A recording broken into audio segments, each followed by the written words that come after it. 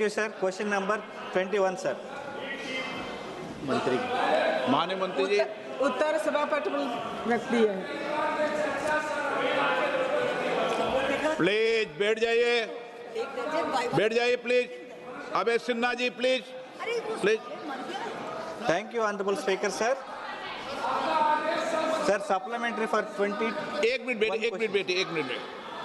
Mister Rashid, आप अगर बीच में उठोगे तो मुझे आपको वापस कार्रवाई करनी पड़ेगी। इस सदन की मर्यादा को रखो। बैठ जाइए, बैठिए।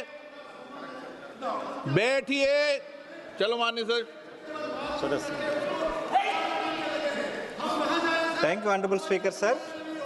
In November 2023, CPWD submitted Kalichedu LWO school layout and structural drawings for approval, sir. However, till date, there has been no progress in the construction of LWO school buildings at Kalichedu and Talpur, sir. What is the reason for this delay? माननीय मंत्री महोदय। माननीय अध्यक्ष जी, आंध्र प्रदेश को 17 dispensary 2016 से 2022 तक मंजूर किया गया है सर, मगर कोई डिस्पेंसरी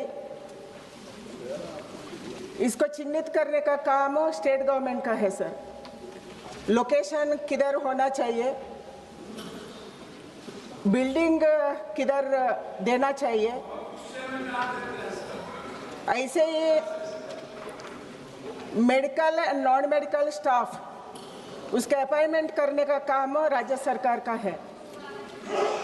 2016 से 2022 तक तब का सरकार इसका डिस्पेंसरी का जगह देने का लोकेशन चिन्हित करने का काम नहीं किया है। बार बार ऐसे इसी स्टेट गवर्नमेंट को पत्र लिखा, मीटिंग किया, मगर अभी 2025 में 25 में नया सरकार आने के बाद फिर से एक बार ESIC ने आंध्र प्रदेश सरकार को पत्र लिखा। बहुत प्रायोरिटी में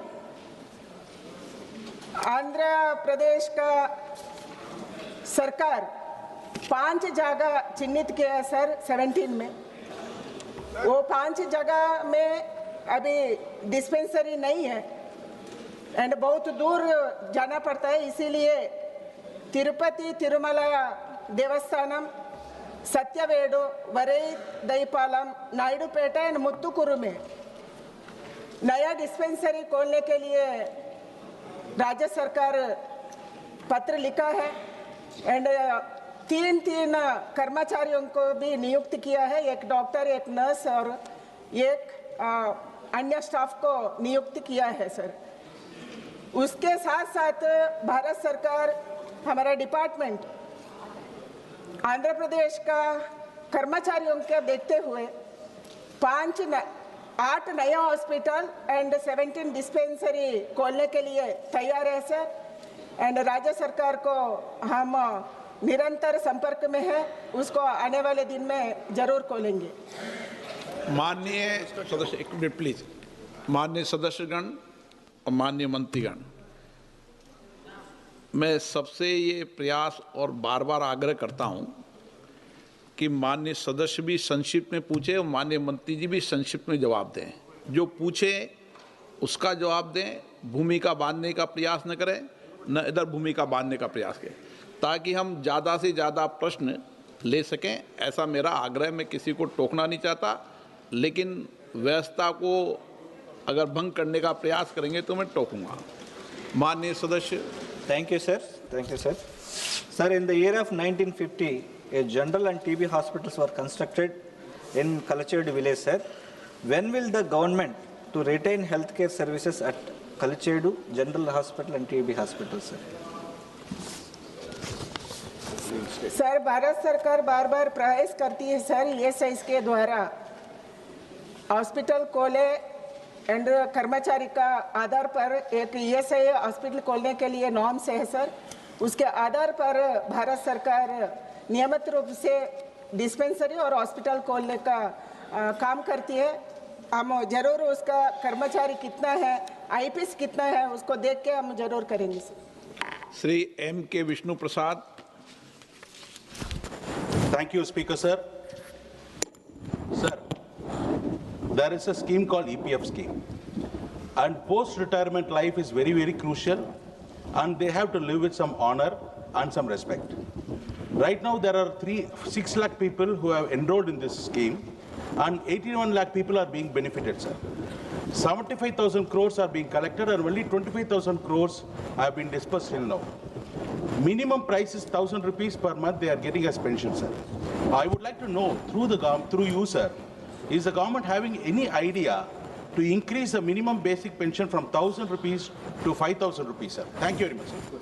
सर आज का प्रश्न ईएसआईसी में है सर, ईपीएफओ का अलग से प्रश्न पूछिए, कोई हम बात जरूर नहीं, बात प्रश्न तो करेंगे। इससे संबंधित है ना, मंत्री जी जवाब दे दो, उसमें क्या है, ऐसा कोई अलग अलग विभाग का थोड़ी है कोई। अध्यक्ष जी, माननीय सदस्य ने प्रश्न पूछा है कि ईपीएफओ में सीलिंग, वेज सीलिंग बढ़ाने का कोई प्रस्ताव है, आज के दिन में वो विचाराधीन। ठीक है। Shri Sougat Rai ji. Sir, it seemed from the answer that 17 dispensaries have been given in principle approval. May I know whether the minister would please state how many such dispensaries, 5, 1 doctor, 2 doctor or 3 doctor dispensaries have been allowed in West Bengal? If so, the details thereof.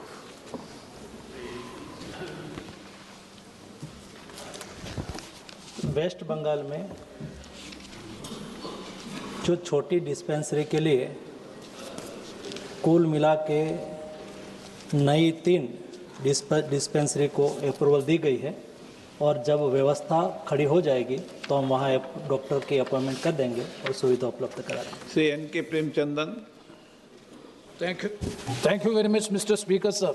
So the basic issue of ESI Corporation is the dispensaries in the concerned states are being administered by the state government, and the entire funding is from the Union of India, that is from the ESI Corporation.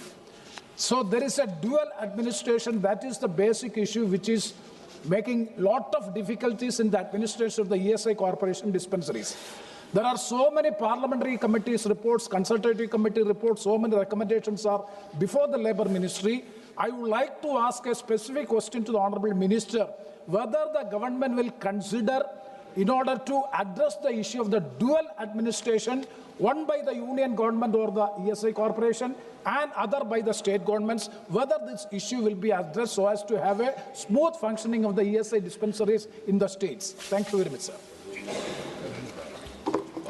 माननीय अध्यक्ष जी, माननीय सदस्य ने जो प्रश्न पूछा है बहुत महत्वपूर्ण है। ईएसआईसी में स्टेट गवर्नमेंट भी चलाती है और सेंट्रल गवर्नमेंट भी चलाती है। प्राइमरी और सेकेंडरी ट्रीटमेंट की व्यवस्था राज्य सरकार करती है और भारत सरकार उसको पैसा देती है। मैं और माननीय सदस्य दोनों, मैं चेयरमैन हूं और ईएसआईसी कमेटी के मेंबर हैं, हम साथ में मिलकर उसके ऊपर विचार करेंगे और जो उसमें कंसेंसस और सहमति बनती है तो सरकार में रिकमेंडेशन भी करेंगे। Shrimati Kanimozhi. So thank you, sir. Sir, the ESI hospital in Thoothukudi is 98% complete. But however, it has not been made operational yet because the staff have not been appointed, like medical superintendent, OPD staff and other service professionals. If you do that, the hospital can start operating. Can I request when the minister to let us know when it will happen? Thank you. माननीय अध्यक्ष जी, माननीय सदस्य ने hospital को प्रारंभ करने के लिए 98% काम पूर्ण, फिजिकल काम पूर्ण हो चुका है। वहाँ पर डॉक्टर की नियुक्ति, कोई ट्रांसफ़र की प्रक्रिया हम जनवरी, फरवरी, मार्च 3 महीने में करते हैं। ये 2 महीने में रिक्रूटमेंट हो जाएगी और मार्च के एंड तक हम हॉस्पिटल को चालू कर देंगे। क्वेश्चन नंबर 22 श्री नव सकनी के Question number 22. माननीय मंत्री महोदय, honourable member, Thank you, sir.